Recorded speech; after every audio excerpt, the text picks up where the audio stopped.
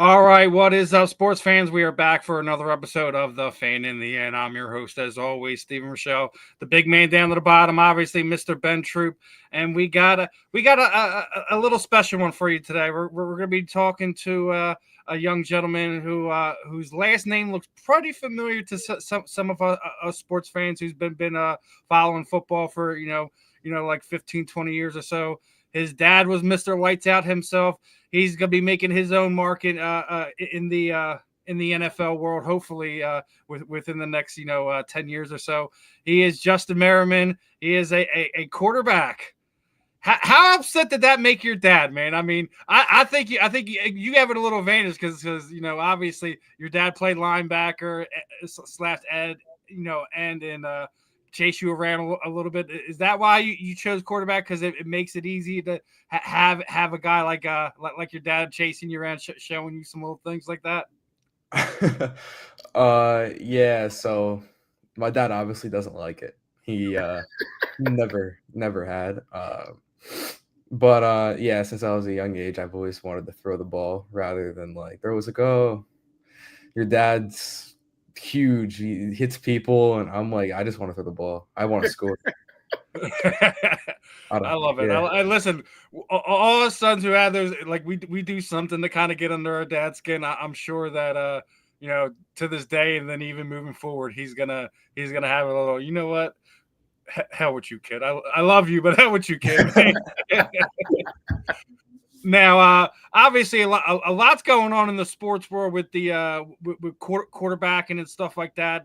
This past draft and stuff like that. Were you surprised to see Shador drop as much as he did? Yes and no. I mean, there's reasons why I think he got pushed. I mean, his attitude, but otherwise than that, his film doesn't lie. His film definitely doesn't lie. Like his stats don't lie. Nothing lies about it. His game is it's insane. If you just Yeah. watch a single game or a game or two, it's like he can make any throw on the field. I think it came down to other reasons than his play, but I yeah, agree with you there. Like he's got great tape. He does, oh and yeah, his Oh, film like is everyone was like, "Oh, against ranked teams, his records this." I'm like, "Yeah, but he also it's college football. we already knew his the offensive line was garbage. We already Yeah, I knew it, mean, so he's running for his life half those games." I think if you put him on a team like Texas or something like that, I think he's still going to put up the same numbers if not better. I mean, so hold on, Justin. I mean, so when you watching playing quarterback, right? When you watching games, are you watching the quarterback position like from like you saying, okay, I'm really looking at his mechanics, or can you just watch him play?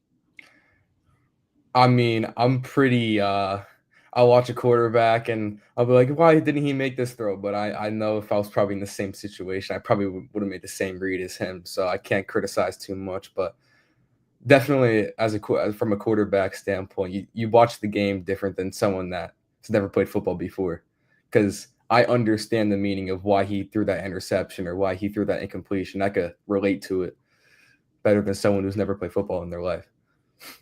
Yeah, but you share a lot in common with a guy like like Shador. I mean, his dad, big time player. Your dad, big time player. Big time last name was Sanders. Big time Yeah. last name was Merriman.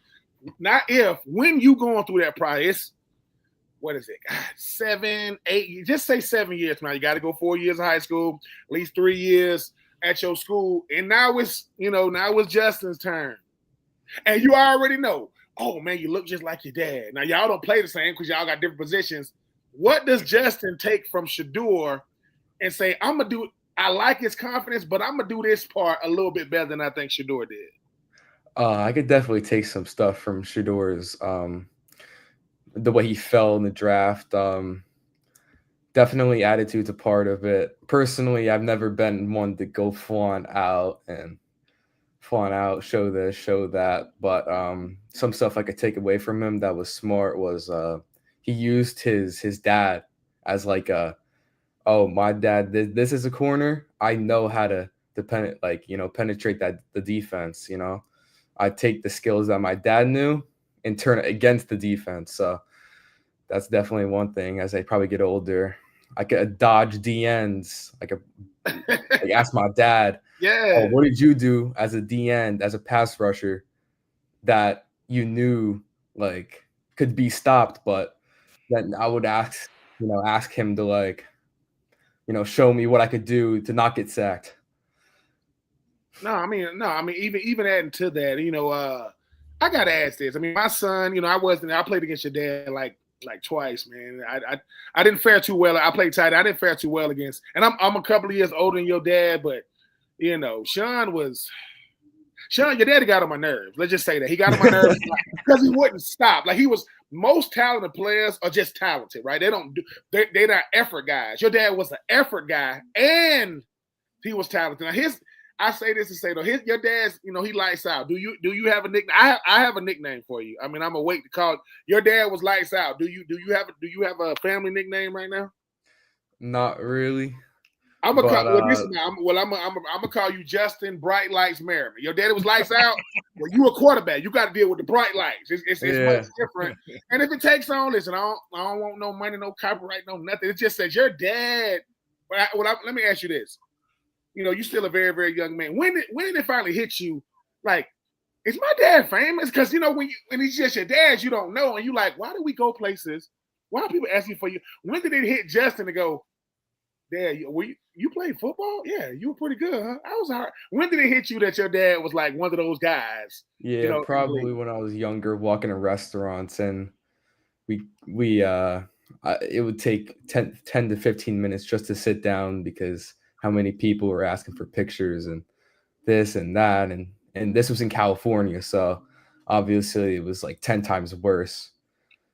Then, like, of course, going on the East Coast where I'm at right now, if you go to Jersey, you probably are not going to get stopped because people don't know him like that out here. But out there, you can't even sit down. So that's when it hit me. That like, oh no, oh my God. They already see Justin Bright. Like, listen, Justin Bright, like, because as a quarterback, right?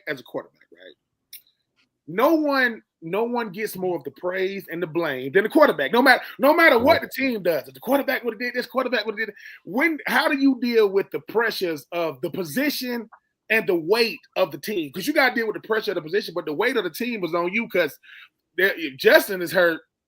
Justin, Justin, you all right? Justin, can you go? Yeah, coach, but my ankle hurt. Well, wrap it up. Yeah. Let's get back out there. When did you learn how to navigate both of those? I think it's just blocking out the noise, control what you can control. Like, you're going to make a mistake, go throw a pick. This is the game. If you go throw 5 touchdowns, they're going to say you're the best quarterback. If you go throw 5 interceptions, you're going to be benched the next game. So I think it's just keeping your head up and just blocking out all that noise. Yeah. He said, those are two big things. I still think the other thing, man, that like what I've seen from a lot of these guys is some of these guys don't like to be in the film room and stuff like that. And you've already sat there and said that, like, his tape don't lie. So does that mean, do you study a lot of guys? Like, who do you like to look at, man? Like, who's some of the films you love pulling up? Yeah, definitely. My favorite is Tom Brady. His film he's not the fastest guy. He's not the in his draft, you would have thought he came straight from an accountant, like an accountant job. He was 6'4", flabs, no athleticism, but he knew the game more than anyone else. If you look at his release the ball time, it was the lowest in history. It would take under 2.3 seconds or something close to that to have him release the ball, while other guys that are like athletic freaks take close to 3 seconds. So he knows reads better than anyone else, so that put him above everyone else, despite his athletic stature. Yeah, I think that's where I think that Tom separates himself from everybody. He's like his brain is like a supercomputer. He just sees everything, knows everything. Like he's a geek of the game, and there ain't nothing wrong with that when you're the quarterback. So, Justin, listen. I heard what Justin really saying. Justin saying, listen, I might go out there. I'm not going to look like my dad. Nobody is. I don't think most people are not going to look like your dad, right? But he goes, when they snap me the ball, though, can I get it done? Because, see, football is one of those things, right? Certain guys, they run out, they look physically imposing. Like, who is this dude? Then they snap the ball, and you like, it's like being tall in basketball and can't play. You 7 feet, but you like, and we said, dude, you should have been short. If you're going to play like that. And football is the type of game to where, at quarterback, if I know what the defense going to do, if I know what they're trying to do, and I could just go play free, then it's like, I know they're going to try to bring their corner blitz, so they think I can't see that safety rotating. Plus, you being as young as you are, because people here student of the game, and most guys play Madden, watch games, they don't study it. They just watch it. Man.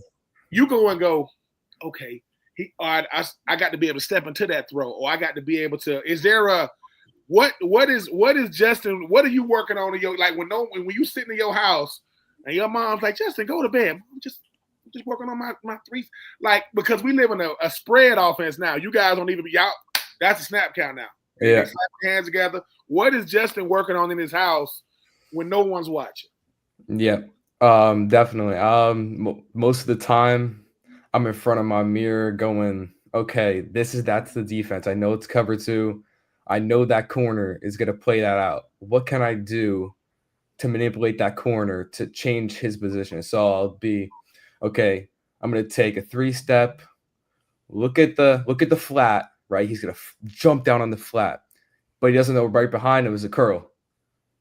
So that's definitely, so I reset to the curl. That's just things I do in front of my mirror with a towel. I go 1, 2, 3, look at the corner, reset to the curl, and I fake through my towel, and I'll do that over and over and over until, in game, if you watch some of my film, it translates. So it's the small things. Hold on. See, Steven, he's doing it again, right? So just this is the football limit when Justin's talking, right? So basically, what he's saying is, layman's terms, look, man, my offensive coordinator can only do so much for me. He gonna give me the play. He gonna try to tell me, but I gotta want to know it. I gotta want to know why that corner's coming up. I gotta want to know, and throughout the course of the game, you will see something. You'll throw it to the left, but you go, I saw that backside safety cheat. So so on the next play, you'll tell. Sometimes y'all will make a throw that it's not in the read. Like, hey man, I just got this guy on the backside. He's just gonna keep that backside safety. But the backside safety, he's trying to sneak to the left. So you tell your guy, hey, just run a good route. Why? I'm just running the backside dig. Yeah, but it might be a touchdown because that near safety, he's cheating over. Then your coach go, Justin, what are you? Good job, Justin. Because it's like because you seeing things because the quarterback position is so unique because you got no coverages, you got no pass protection, you got to know who's your hot, you got to know, and you're gonna have your favorite receivers. You're gonna have guys that go, hey man, 1-on-1, I trust my guy against that guy. But you talk about living in Cali, now you're on the East Coast. What did you learn about East Coast football that the rest of the world don't understand? Because I lived in Jersey, I lived in West New York, New Jersey. I'm from Georgia. Yeah, it's snow up there, but y'all dead serious about y'all football up there in that area. So talk about that East Coast side of football. Yeah. It gets cold. Very cold in the winter. That's it. But it's facing high winds, some days. Oh, I can't go train. Oh, if I throw the ball, if I throw it 30 yards, it's gonna be taken. The wind's but it's just facing those winds and conditions that's going to make you 10 times better. I guess, especially against playing, dogs. People don't realize how good North Jersey football is until they actually play North Jersey football. Bergen Catholic, DeBall, Don Bosco. These are all dog schools that nobody knows about until some of the kids reach college football or the league, and they're like, where did this kid come from? North Jersey. Some dogs up there. I know you ain't lying. You preach to the choir over here as far as because when I was up there, because I'm biased being from the South, the Southeast, and then you talk about Georgia and Florida and Tennessee, the Carolinas, Louisiana Tech. We got that good weather. But when I get to college, I meet a gentleman. His name is Carlos Perez. He's from Hoboken, New Jersey, and he's Dominican. I had never met a Dominican in my life. This is the ignorance coming out. Never met a Dominican, right? This guy, his first language, right, is Spanish. Yeah. We go out on the court. We go play basketball. He got on a Florida Gator basketball jersey, some jean shorts, and some Timbs. He got on some Timbs, and he hooping with the Timbs on. We get out there on the field, Justin, and he wore number 23, and they started throwing him routes. I was like, this dude is a problem. You know what I'm saying? Because he said, yeah, we don't really know about spring football the way y'all do because it be snowing. Like for us, it could be real cold. But I said, so how do y'all boys stay in shape? He goes, when the fall comes, dude, it is. They go Michigan State, they go Michigan, they go Ohio State. You know what I'm saying? They go all the big 10 schools. They right there. They go Penn State. He says, player for player, we can match any state in the country. You put us against any other state, it's not gonna be. Y'all think y'all will just beat us. Like, dude, it's not like that. I'm telling you. Yeah, no, it's not like that. Up there, when I moved up there, I went to a camp. NFL had a camp, and I'm thinking it's gonna be, I don't know, 100 kids. It was like 900 kids out there at this camp, and every last one of them can play.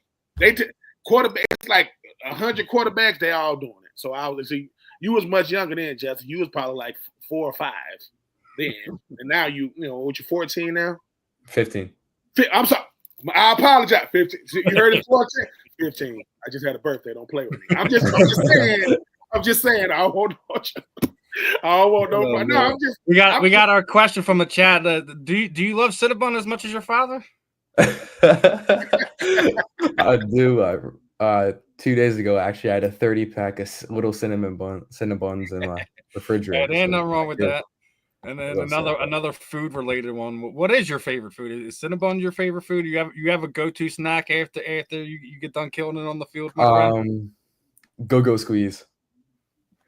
The little applesauce. We know what it is. Listen, go squeeze and Cinnabon. Yeah. Come holler at Justin. I don't know if New Jersey can do the NIL. I don't know. I ain't trying to get nobody in trouble. But when it comes, so basically, 2029, whatever school you go to, you're gonna be like, listen, can I get like a Cinnabon partnership? I'm tired of spending money. Yeah. Then your dad gonna be like, yo, Justin, what's up? What's up? Get on my phone, Pop. Get your own Cinnabons. This is my partnership. You're right. Shawne's gonna be like, keep eating them Cinnabons, turn into a linebacker. I'm about to say, that's how you get them carbs in. That's how you get them carbs in. Get you some. Listen, what, sugar and bread? You can't mess that up, baby. You like the nuts and all that kind of stuff. He's already talking NIL and stuff like that. So I want to ask this one: Do you already have like a kind of preference, like if everything works out for you, where you would like to end up when you eventually get to college? Do you want to go to Maryland like your dad did? Is there a place that in your heart, if they offer me something, I'm going? Yeah, definitely. I would love to go to Maryland. I want to stay close to home.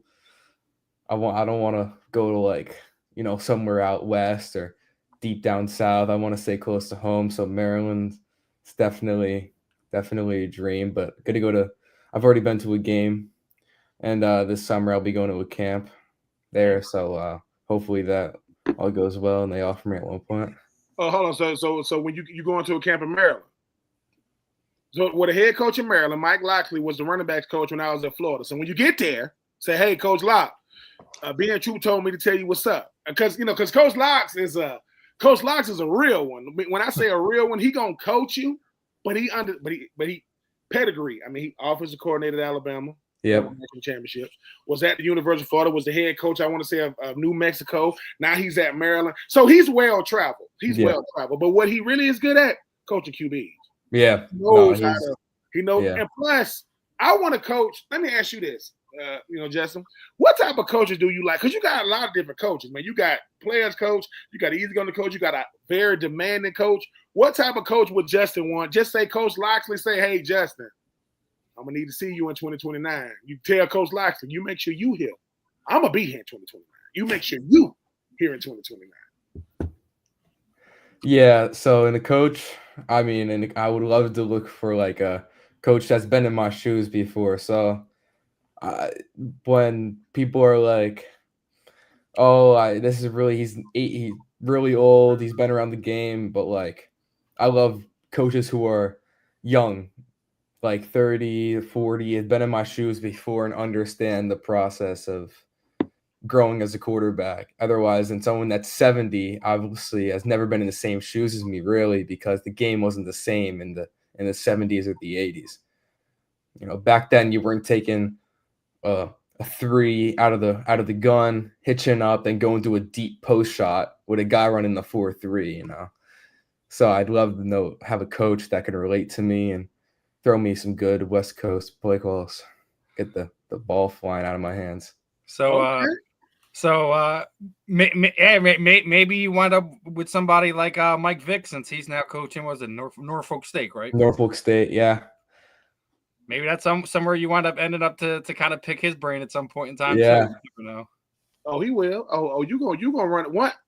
I think the thing that you already have, you have the natural charisma, like your dad. Like you know what I'm saying? Like you got that.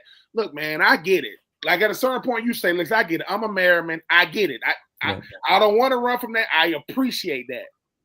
But I'm Justin Merriman. I'm not Shawne. I'm his son. Because that's what a lot of people don't get that I get from you is I appreciate my dad's legacy, but I'm playing football to have my own legacy. That's why I'm playing. That's why I'm doing it. And people will get that too. People will get that real quick. They'll say, "Look, man, very respectful, mannerable young man, but he's a Merriman now." Which means he's trying to get at you on that field. He's trying to, let me ask you this: when it comes to the game of football, everybody has something to make them tick. Like football is the only thing to where I could be something totally different on that field than I am. I could be totally different people. Is Justin the same on the field as he is off the field, or do you quote turn that switch on? I'm bright lights on the field, baby. Off the field, I'm humble. I'm in my, I'm thanking God for everything that I have. God-fearing young man. But on that field, I'm trying to unleash a little hell on you. I hit on the field. No pun intended. Yeah, feel like for the quarterback position, there's that median between being like, I'm gonna go after it, I'm gonna release everything I have, and that other side being like, I'm gonna stay calm, humble. Like really think, what do I have to do here? What's the defense doing? What am I doing? What's my assignments? Because if you get too unequal, if you go too like, oh my God, I'm just going to attack, you're going to forget your thoughts. You're going to forget what you're doing, forget your throw, forget what they're doing. But if you're too relaxed, you're going to be flat. You're not going to have any hype. You're not going to. So just being that perfect median range of understanding what you're doing, but at the same time also going full 100% is that perfect medium for a quarterback. Are you already taller than your dad? He would like to say no because of my hair. Hold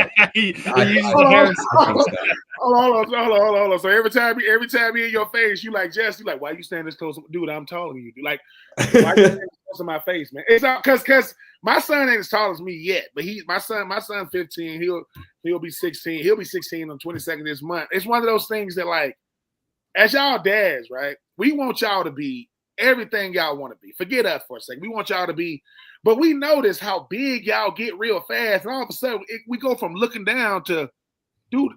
We say something like, "Hey, bro, where my shoes at? What? No. Did you wear my shoes? Yeah, I didn't think you're gonna miss them. Well, I do. Because my son, we wear the same size now, and it's funny. Like, I'm going to pick out shoes, right? And I'm noticing he over here next to me. I'm like, he said, just get me what you get yourself. No. What you mean? I ain't never seen you wear these type of Jordans, man. What you mean? It's just like, it's like your dad don't. You're gonna be taller than him. You're 15 and you still. He don't like he love the fact that you're getting bigger, Justin. He don't like the fact that you're taller than him. You say you are taller than him, but he says you're not taller.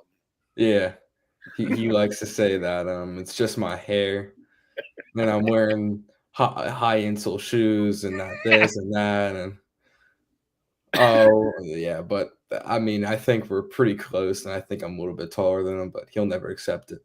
He's not. So y'all can have on the same shoes. Yours have insoles in them, though. Yeah, he'll just we could have the same shoes, same level 4. I could be bald. He'll still say something that I my imaginary hair there to make me taller. But yeah.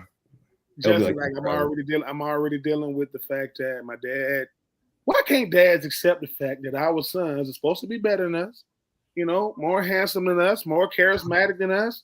It's like we trying to hold on. Ain't nothing to hold on to, Shawne. It's okay. That's bright lights. You lights out.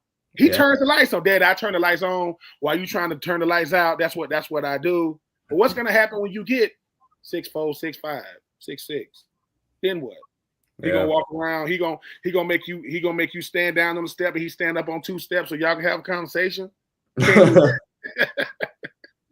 Your daddy gonna see this interview and go, I might have to think if he does, I'm gonna do that if he gets taller than me. On the last step, I'm gonna stand on the first 2 steps. Nah, you're impressive. I hope. Let me ask this: my son is going to the Manning Passing Academy. I don't know if you've ever been to it. Yep. Why is it so important for quarterbacks specifically to be on the camps? Everybody want to be on the camp circuit. Why is it important for quarterbacks though to make sure you're not just on the camp circuit? You go to certain camps to be seen by certain people. Yeah. Definitely. So you just don't want to. I know some people that will just, I see this camp, I'm going to go. This camp, I'm going to go. This camp, I'm going to go. You have to be selective about your camps. Who's going to be there? What am I going to be doing? Like, I'm not going to go to a camp that's all camp combine testing to test my speed because I'm not that type of. I'd go to a camp that's huge on throwing. I know that article people are going to be there that write articles. I know that sports sites are going to be there, coaches. A chance to get like an invite somewhere. So I think just knowing what camps you're going to is the biggest thing. But yeah, camps are so important as a quarterback. The most important thing ever. Because I know kids that go completely unnoticed and they're like, why don't I have offers? And I'm like, did you go to any camps? Did you go to this camp? And they're like, no, I just played. And I'm like, yeah, that's why. Well, some kid, it might not be as good as him going to all these camps making good throws, and he's a 3-star. So yeah, camps matter. Are you big on them stars? I get the star system, 3s and 4s and 5s, but I'm a can you play or can you not guy. I'm not. I mean, thank God I'm not the guy giving out stars. I mean, I would probably be giving out way too many. But you just mentioned this guy that you go to a camp, Justin, and we get it. There are certain guys that already got the hype. Right, wrong, indifferent, they already got it. But y'all at the same camp. Does that motivate Justin to go, listen, nothing against this dude, but if he's that, by the time I get done, what they going to be saying about me? Yeah.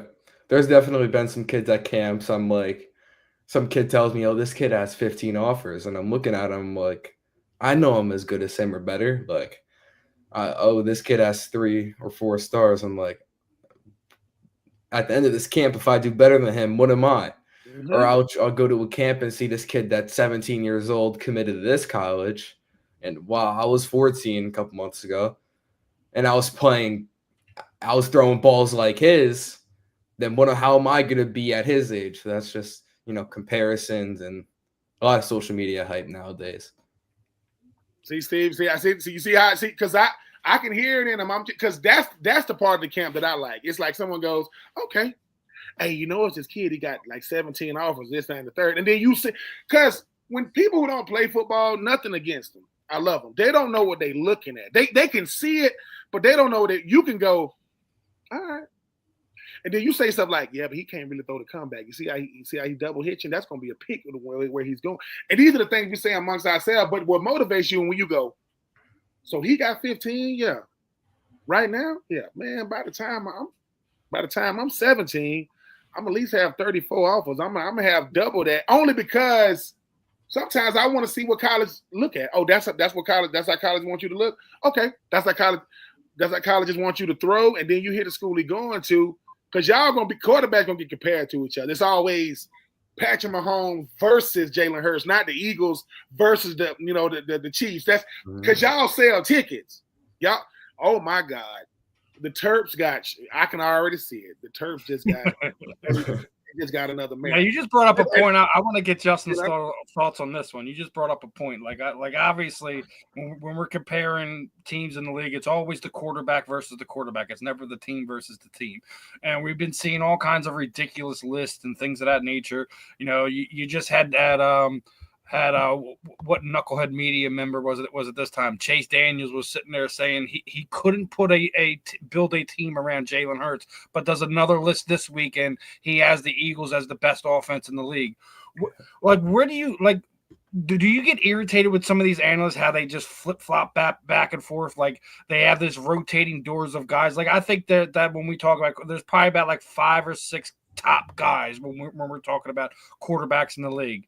after that, it's just kind of a scrum for it all. Like, do you get like how people are still tearing down Jalen Hurts? He just won a Super Bowl, and we're sitting there. You have guys still trying to find ways to tear him. Like, what else does that guy have to do to kind of get, I guess, the overall love that you get? Because as you were already sitting there saying, everything's about social media right now. Yeah, I mean, personally for me, if you're not being hated on, you're not doing something right. So if you're getting hated on, you're doing something right. But also, if you're getting hated on, you could be doing something wrong. But if you just won a Super Bowl and you're still getting hated on, you're doing something right. Like Patrick Mahomes, Tom Brady, they're all hated on. People are like, "Oh, I hate Tom Brady. I hate this person." I'm like, they have 10 Super Bowls combined, just 2 of them. And then I'll go, "Oh, do you hate not throw any quarterback under the bus, but like this quarterback or that quarterback?" They're like, "No." And I'm like, "But they're worse than." It's just if you're being hated on, if you're not being hated on, you're not doing something right. I think when something's going good, people are gonna hate, and that's just the way it goes once you get successful. You got your top 5 in the league right now? Top 5 quarterbacks? Yeah. Not in, I'm gonna go not in order, but Patrick Mahomes, Jaden Daniels, probably definitely up there. He's probably at 5 though. Joe Burrow, Lamar Jackson, Josh Allen, probably. Listen, it's not a bad list, and like you said, like all those guys you just mentioned, they're all getting torn down by some idiot behind a mic that doesn't know what Yeah, we're like talking about in football, right? yeah.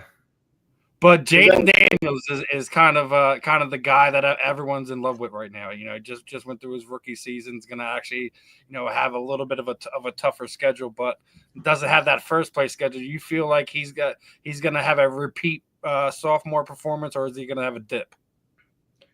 Yeah, I think if he sticks to his ways when he did in his rookie season, he looked like a vet. He was making reads that I was like, oh, actually made that good read. While you see some rookies come in, they're athletic freaks. They could do this. They could throw a ball like that. But I saw some out of Jaden Daniels that wasn't like a rookie moves. He was making reads that like, oh my God, I saw Tom Brady do that against this team. So it kind of wowed me. So I think he's going to do pretty good in this sophomore season. I think he will do too. I mean, obviously, I'm the Philly guy here, so I don't want him to do too well. You don't want to. I'm not going to act like I. But listen, the Commanders are down, like way down in the basement when it comes to like the rivalry part of it. It's Cowboys, Giants, then Redskins when it comes to divisional hate. But like, how can you not root for a guy like Jaden Daniels? It's hard not to. Yeah.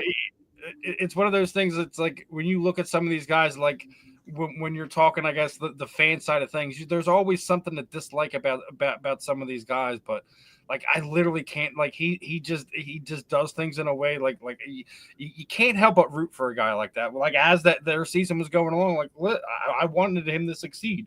Just because, like, when you see something like that, like he was breaking records. He was having some of these amazing throws last minute, like everything that you would want your rookie quarterback to do, he was doing last year. So it's hard not to root for him. I'm not going to root for him as hard this year. He's kind of already put himself not only in the top 10, but he's in Justin's top 5. So you can't argue what he's done so far, but.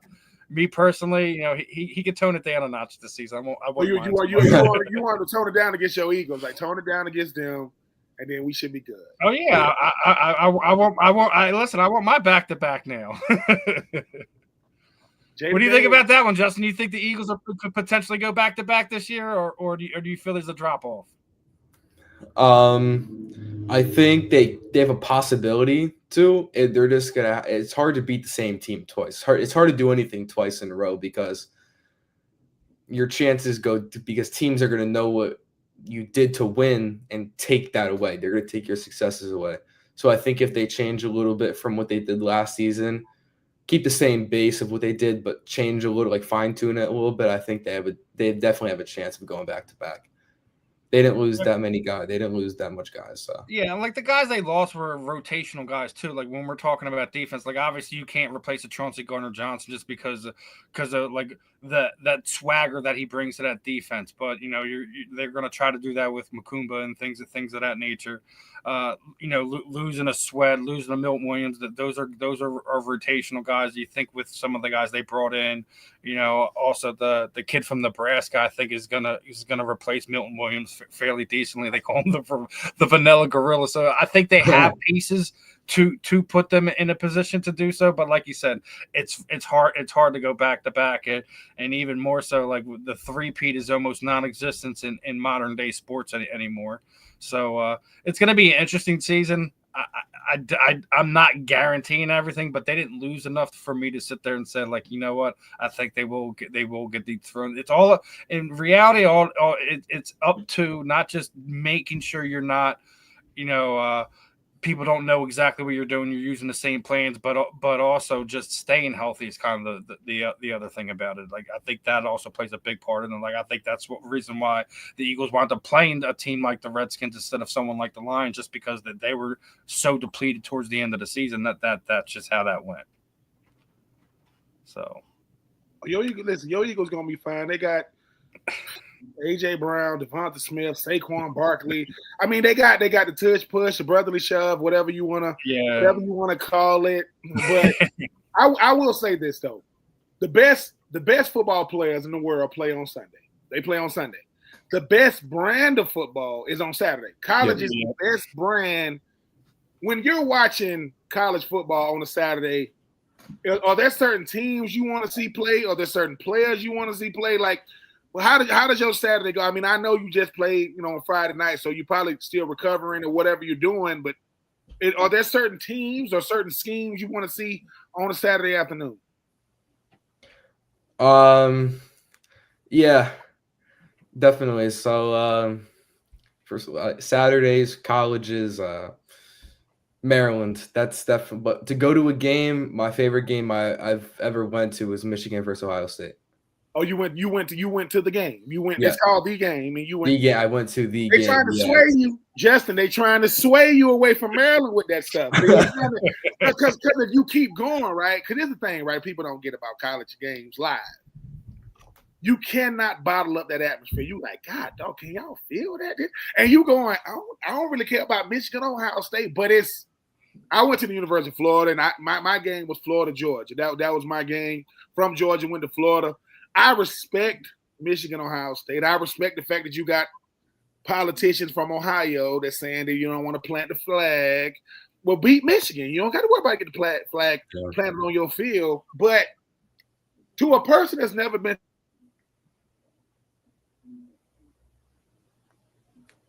you're live in the stadium. Am I back?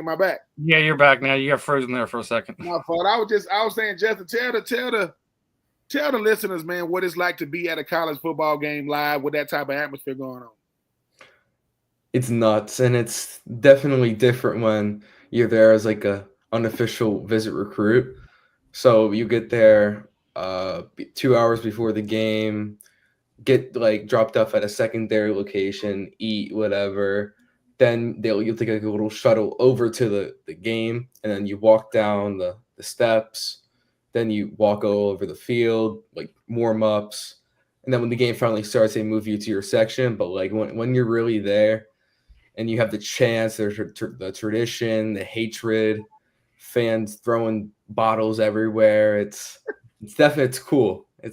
You have 100,000 people chanting. It's amazing. There's nothing like Saturday college football. Yeah, Ben speaks on it already, and you just touched on it there. Like 100,000 people, that doesn't happen in the NFL. The stadiums don't hold that capacity. It's a different energy. It's a different environment when we're talking about college football, especially college football rivalries. That's a whole nother layer to kind of divulge and go into. You already been to the game. What are some of your favorite college football rivalries? Yeah, I'm gonna say like a little local rivalry, but Boston and Syracuse. inside of the JMA Dome, wireless dome. It's called. It's in Syracuse. It gets loud in there. I don't know why, but it gets loud in Syracuse Dome. I don't know why. Another one probably has to be Penn State versus Maryland. I was about to say, ooh, that's a good one. Not a big one, but you just like hit a tone there because Penn State's one of my like I'm a Philly guy, but like Penn State is like kind of like the adopted big school because Temple Villanova isn't really big football when we're talking about it, NCAA football, but it's Penn State is the place to be if you're a PA kid. Yeah. So that should be an interesting one. PA Maryland, I like that. PA Maryland is a huge rival. Maryland Virginia is a huge one. Maryland West Virginia is a huge one. See, the rivalries make college football because if you've never been around it, you're like, man, well, these people tripping. Now you do this, what they do. Like it's a genuine dislike, but it's a respectful. Yeah. It's like the fans just because it's going to be, what is it? 2029. I'm sorry. We got this youngin name. Merriman playing for. We got Merriman playing for Maryland, right? And he's out there because against Penn State. Because I'm gonna tell you, Justin, when you become a part of it, you know how like you watching fans. We'll see some on IG or social media. We're like, these fans are tripping. Like, what's wrong with them? But when you get there, you go, I understand it. Like, I understand. Yeah, you understand. We start making stuff up about. Like, we make up stuff like, man, I don't eat what they eat. I don't shop where they shop. I don't drive what they drive. It's just like that because people will say, why'd you go to Maryland? Because the running joke is, why'd you go to University of Florida, not Georgia? I said, because I had already graduated from high school. I didn't want to go to high school twice. That's why I didn't go to Georgia. When you end up at Maryland or wherever you end up, I hope it is Maryland. The first time you just run out, forget who you playing. You're going to be like, I am out of breath. This is crazy. They're going to be like, is there a certain number you want to wear in college? Doesn't matter. Is there a certain number you trying to be like, Coach, man, when I get here, I'm going to need it on my chest. Yeah.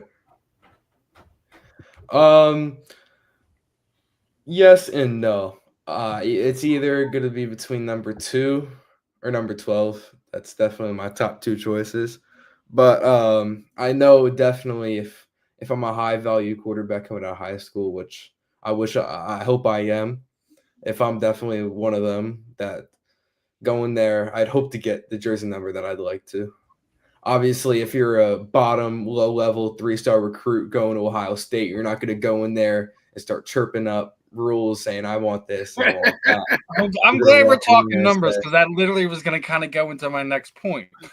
Obviously, the draft just happened, and Abdul Carter has made some crazy numbers thing. First, he wanted Lawrence Taylor number. Lawrence Taylor was like, go take 00 and make that a thing.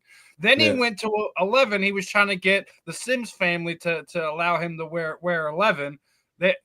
Apparently the family overruled Phil and just said no, we're not going to allow that to happen either.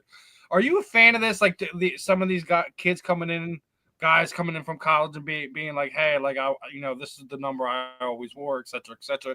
They want to getting drafted to a team where the number's retired. Like the simple fact that how many top receivers that been down there in Dallas wore number 88 that should only been worn by Michael Irvin, and that's it. Yeah. Yeah. I feel like here's one. If someone goes to San Diego, someone goes to the Chargers now, they want to wear your dad's 56. You could have a problem with that?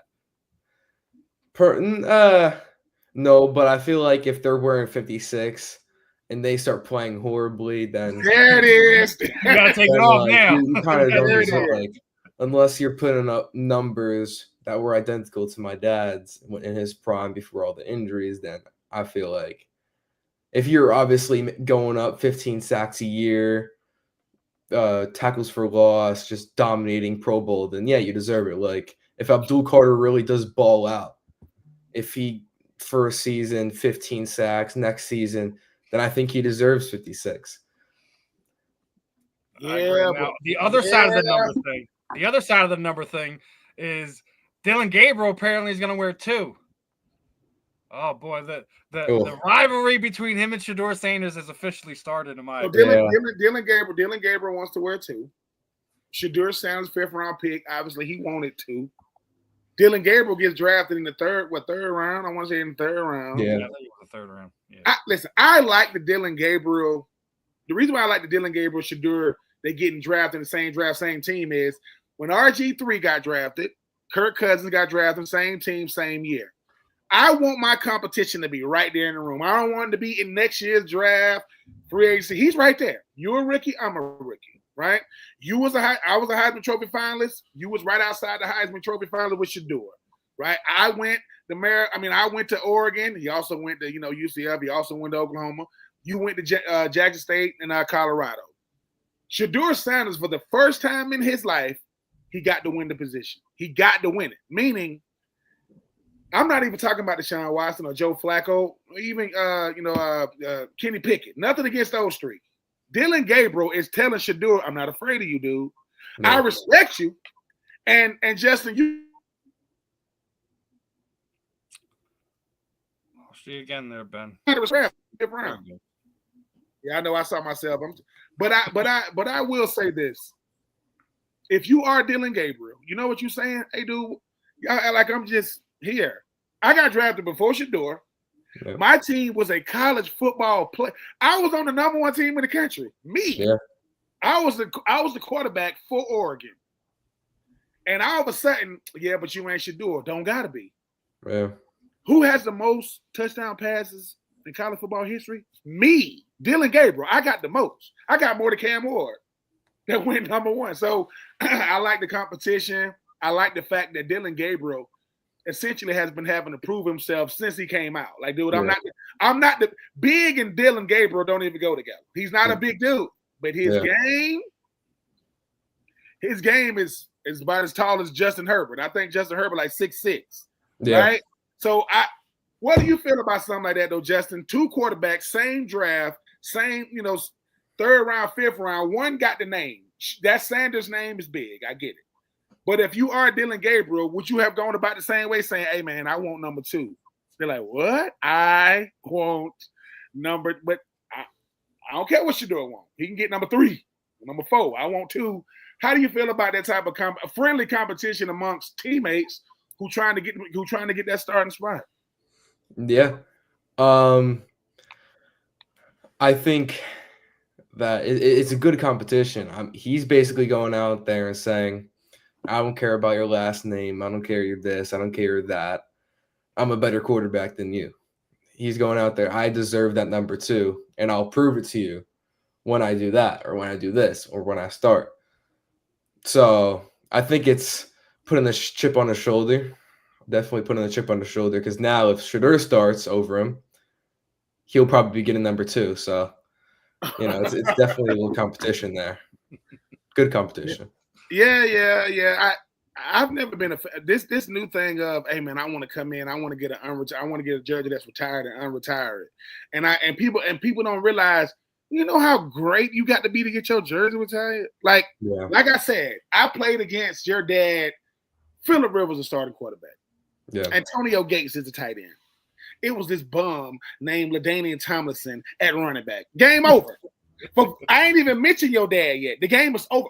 How you gonna Vincent Jackson at receiver, right? May he rest in peace. It's one of those. We going into the game, and they got to put a picture up of your dad, and we thinking that we finna see your dad sacking people. Your dad used to run people down and knock them out. Like lights out didn't come from. We thinking lights out came from all the sacks. No. They said, "Watch this." Your dad's on the right side, plays on the left side. They said, "Watch me." Boom, dude, don't get up. Then, check this out. Then your dad goes Buffalo. Yeah. Right? Guess who he hit? LaDainian. Like he hit him, and LaDainian, it took him a little while. He almost knocked his former teammate. And like I said, when you players like when your dad got drafted, I remember we got drafted. I got drafted 2004. Your dad got drafted 2005. Your dad was the youngest player in the league. Like not 8, he was the youngest player in the league. Like 20 years old, something like that. 20, 21 years old. Yeah. We play the Chargers. and I, I'm trying to block your dad, and I grab him. I'm trying to block him, and I can feel your dad's strength. I'm like, oh, this ain't gonna be good. Like, this is gonna be good. But what I respected the most about your dad, he never, if he talked trash, I didn't hear it, because his game was loud. He ain't say nothing. Yeah. But when he make it, I played y'all dad and him in the playoffs in 2008.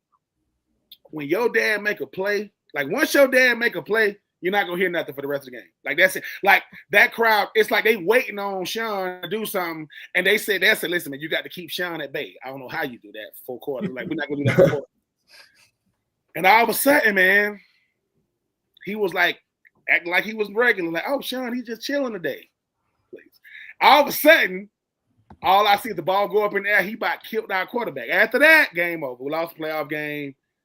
And I was like, but your dad was, you know what I'm saying? What I liked the most about your dad was he loved talking about playing for Maryland. Like playing for Maryland. I'm a Maryland Terp. Like, yeah. Hey, bro, like I know everybody want to talk about Penn State and Ohio State and Michigan State. I played for the Terps. And him and I played with a guy named Randy Starks that played for Maryland. And then you talk about guys I played with this guy named E.J. Henderson way back in the day, man. Way back in the day, like 2004 when I was 2003 when I was in college. You said you want to go to Maryland. You said, listen, that would be my dream school.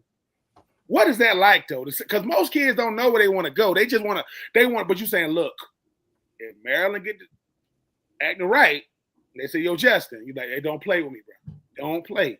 Because LeVar Arrington's son, he went to Penn State, like his dad. You know what I'm saying? Is that important to you, though? Like, because I get it. Listen, my son plays quarterback. He lives in Charlotte. You know what I'm saying? He's about to be a junior. I want my son, we got the same name.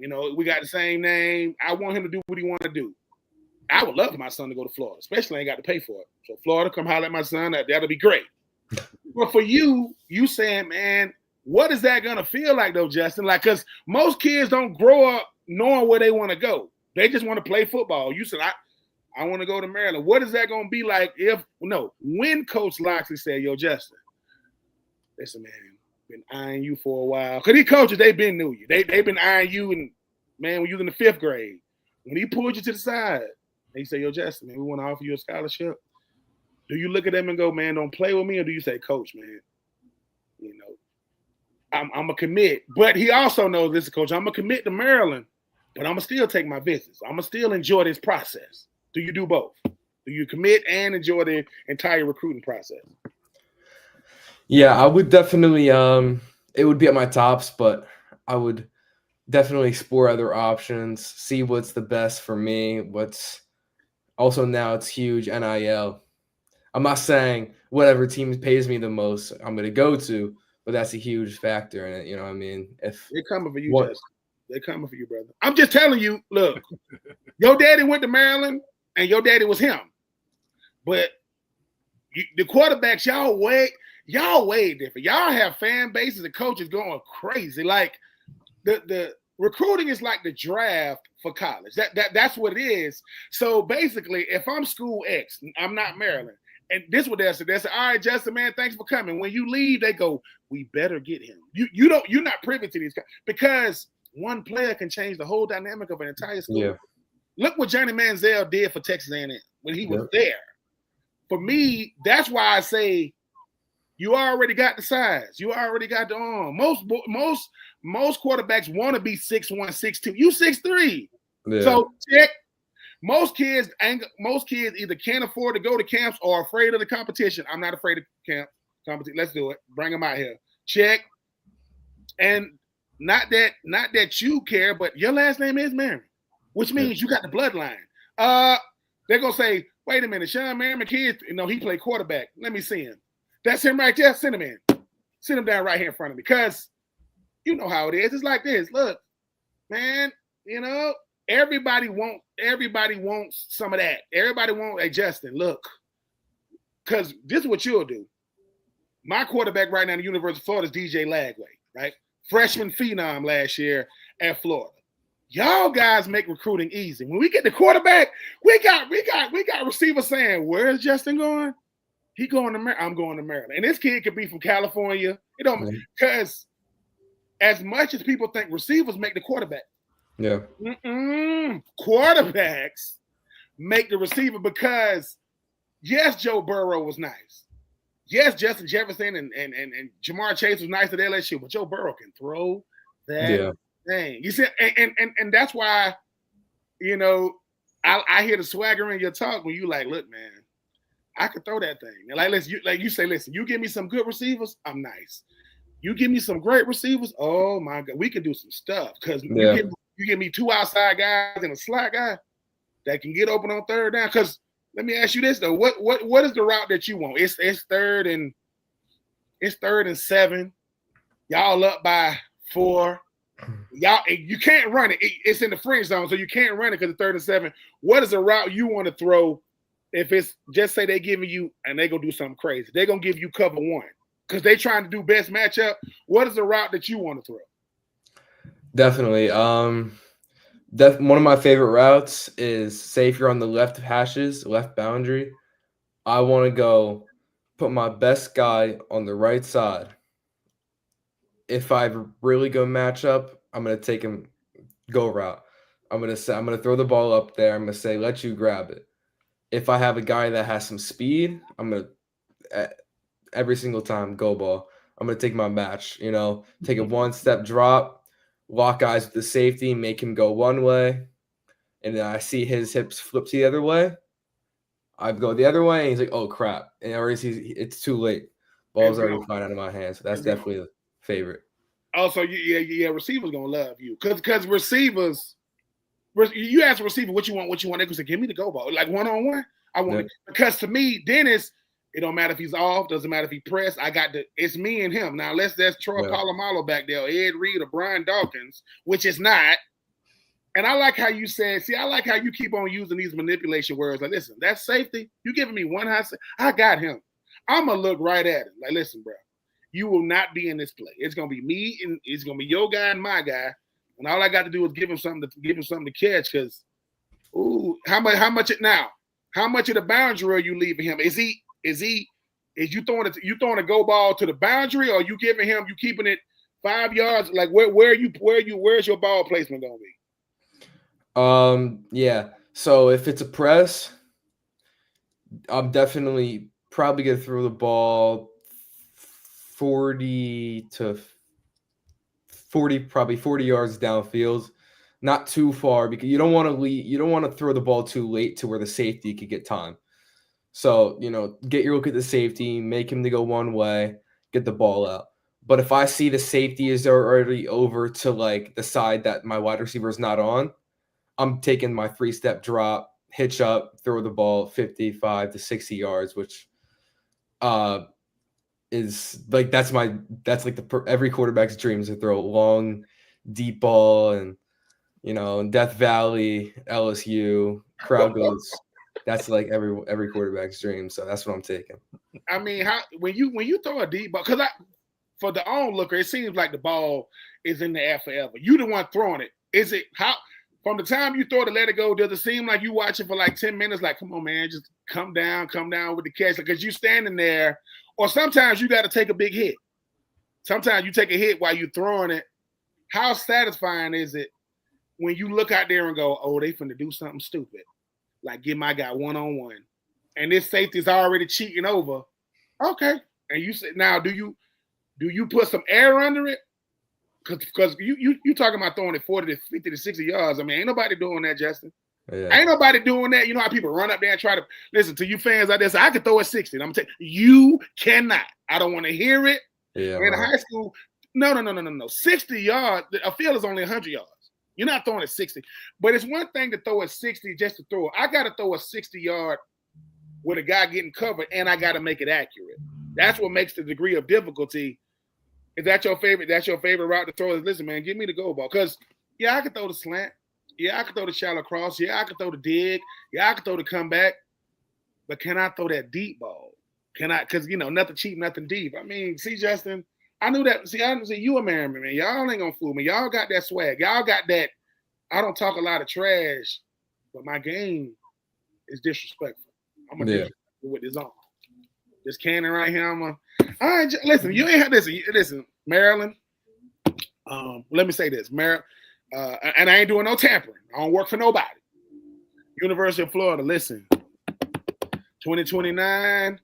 DJ Lagway gonna be long gone. We gonna need a tall, big arm.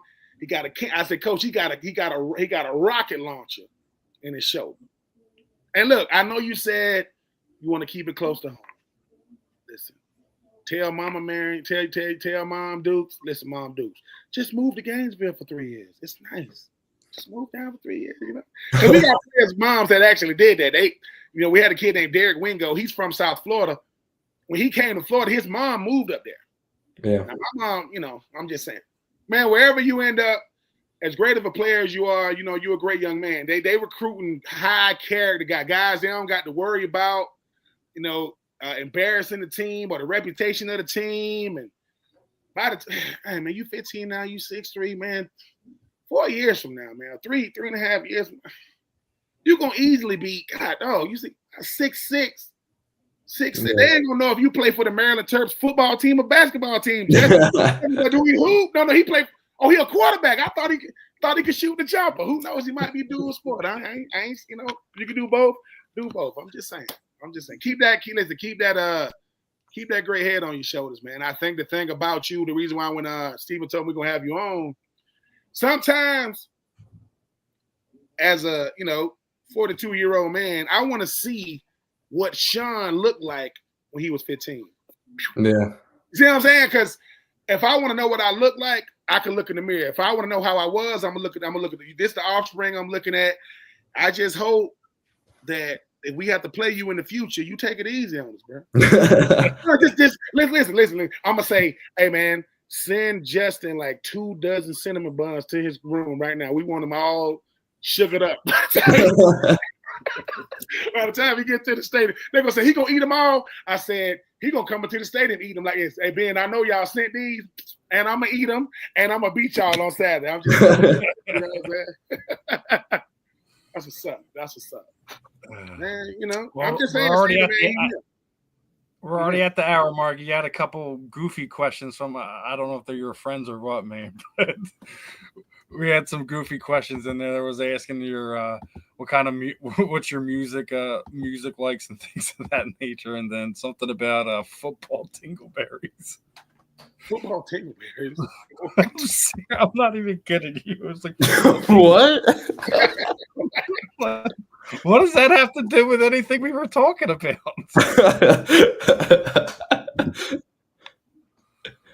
Oh man, you gotta love people. Yeah, man. People want to pick his brain. The same person. I was like, what was his favorite music artist? Then we had my favorite music artist, and then the other one, Justin's love life. Listen, I'm not asking him that question. Neither does he need to answer it because that's we see enough how bringing athletes' personal lives into I'm just saying the ladies are already on here. All in the. He's 15, ladies. Calm down. Just yeah. We just seen Jalen Hurts just get married. He's leading a nice, quiet, personal life. We're gonna let Justin continue to have his nice, quiet, personal life. Yeah. Whatever happened to what are your hobbies when you're not on the field, or what do you like to do when you just chill? I mean, what's your love like? Like it's called none of your business. Jesus, like what are you talking about, man? I'm a quarterback. Listen, that's the one thing I will say about Shador. And you're froze again, Ben. You gotta do something bigger internet. Yeah, man. I don't know what's going on. Listen, I'm getting passionate over here when people get to talk about people's love life. Me and Steve, you know what our love lives is? We married. Don't worry about Justin. Jesus. Get out of this business. Some young lady that go to Justin school, some girl that go to Justin school thinks she's slick. She got a fake name saying, asking what his love life is. No. Not going to work. Not on here. He won't get busted. We're not going to get Justin to spill the beans either. I brought the question up. polite about it, but no, we are not going to let Justin answer that. If it's someone he knows, they can talk about that on a personal level. If you know Justin like that, but other than that, stay out of people's mentions with that. Yeah. Let him be a young man as long as he can. 3 or 4 years from now, if he don't ask you to the prom, deal with it. That's what this is about. If he don't ask you to the prom, he can't ask everybody, and he ain't gonna ask you today anyway. What are you talking about? Come on. All right, so now we're gonna get into this. Our parting shots. We're getting ready to put everything to the bed for the evening. Let Justin go on his way. What I typically like to do here at the end, Justin, is kind of throw the proverbial microphone over to you. Is there anyone you would like to thank? Anyone like to give some shout outs to? Shoot out your social media sites. Anything you do want to let the people know about? The time is yours now, my friend. Yep. All right, thank you. Thank you everybody for watching. Just tell everyone that I'm the name to know for the next 4 years. Everybody will know my name in like 3 to 4 years come time. That's really it. Hey, short and sweet. It don't got to be nothing special, my friend. I like it. A man, a few words. He is Justin Big Lights. That's what I'm gonna call him, because he's a big light, man. Big Lights Merriman. Hey, if it sticks, just remember Ben started that. No, I'm sorry. I said it wrong. Justin Bright Lights Merriman. He's a Bright Lights. I'm sorry, Bright Lights. And listen, I just need one person at a game to go with a shirt. Bright Lights, could you sign this? As soon as he signs it, it's official, baby. Like a referee with a whistle, it's official. Bright Lights, man. Well, listen, you made for the Bright Lights, man. You got the smile, you got the charisma, you got, you ain't putting on facade. Just keep being you, my friend. And listen, Cinnabon. Y'all ain't safe. You're not safe. You're not safe. If a Merriman is around, if two of them walk in, Shawne and Justin, y'all better. I hope y'all been lifting, because they finna walk out. Let me get. No, I want 2 dozen. We come to get right. I need the little small ones. I don't need the big fat ones that look like not the big ones, because I can't eat but one of them. I need the little ones that I can just the little ones, yeah. Listen, a Cinnabon commercial near you. You got Cinnabons with the Merrimans. I can already see it happen. Hopefully we see it. Hopefully, when Justin gets to the NIL process, we could see someone like Cinnabon and some of these other places kind of link up with him, and they can work out some things of that nature. Yeah. Justin, appreciate your time this evening. Hopefully those dreams and aspirations that you have now just becomes reality at some point in time. I think Ben spoke on it right. You got the right mindset. Oh man, he ready. You got the tools, my friend. Just continue to work your game, do what you're doing, and stay on this path that you're on. I'm looking forward to seeing where you wind up in the next few years. Hopefully, you can work out some state championships in there, and I think people will know your name one way or another, my friend. Thank you. Other than that, enjoy the rest of your evening. We're gonna wrap this one up, and appreciate your time, and let's do it again sometime, my friend. Yeah, no problem. Yeah.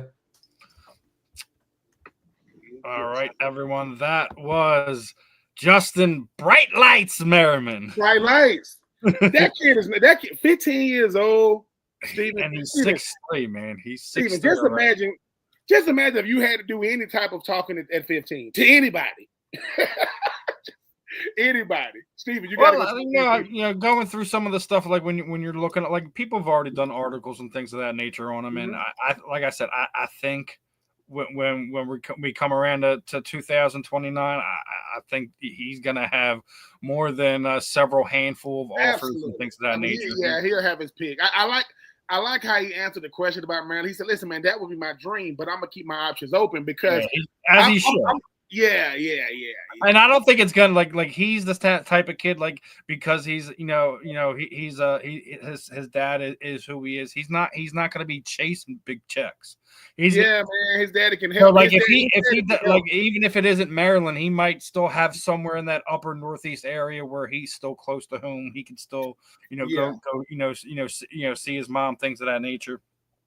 He already knows his dad going to fly all over the world. Of course, man. I mean, Shawne gonna be told him, Shawne gonna be done told him, listen, man, I get who I am. It's about him. Like I don't want to outstage my son. And that's what we've already kind of we've seen that. Like and he's already seen what's going on with the Sanders family and stuff like that. I mean, you were already talking about this before we got on air. The litany of guys that are going into college football or already in college football that are attached to famous fathers. Jerome Bettis' son. You got Plexico Burris' son.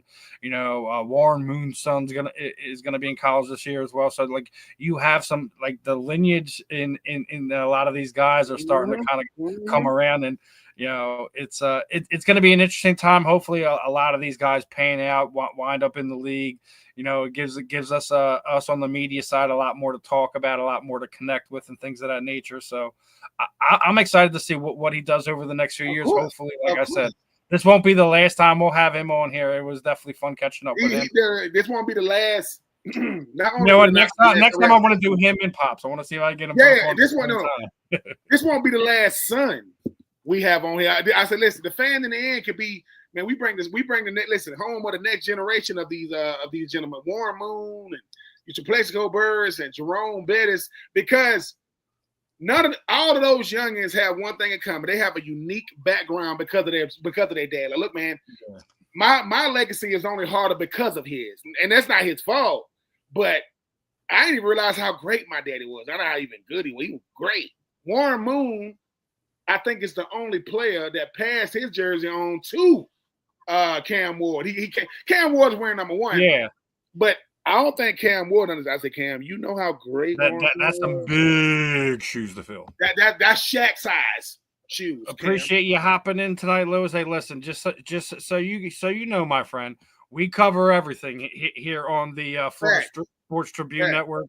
Here on the Fan in the End, we try to talk about everything from pro football to college football to NBA to baseball, even throw hockey in there when we can. We try to cover everything. And as far as the network as a whole, we have an all-female program. We got Inside the Pigskin. We got a baseball program. We got we try to cover a little bit of everything. I throw some combat sports guys in there. So appreciate you hopping in. Hopefully, regardless if it was from Justin in his crazy group of friends sharing stuff around with the goofy questions we had in the chat room.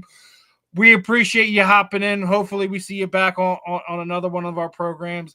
This was a fun one tonight, and we're gonna do more stuff like this in the future.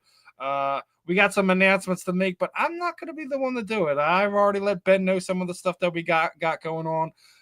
Time change for next week. We will not be on Wednesday morning. We will be on Wednesday evening, and we will be joined by another former sports athlete. And he's close to Ben. He's in the Georgia area. Let's do it. So we're gonna have fun, obviously, and we're gonna continue to bring the unique takes and from all kinds of different people here on the Florida Sports Tribune Network. This was another fun one that we had in the books here tonight. I can't wait to get into more of the stuff that we're going to be doing. Me, Ben, a litany of crew of guys that we're going to kind of bring on here and shoot the breeze with, talk about football, talk about life, talk about everything in between. This is what we love to do. We may talk a little smack, but we all do it in some fun and some lighthearted nature. But for that, this should be the end of episode 17. Appreciate Justin for hopping on. Hopefully, like I said, all his wish and dreams and man, please. This 6'3", big arm, big school, big game. Last name of a famous father that played the game. He's gonna be just fine. Jessica gonna be just fine. The world is his oyster at this point in time. It's for him to capture it, but a fun one. We're gonna continue to do our thing. This was another fun episode. I'm Ben.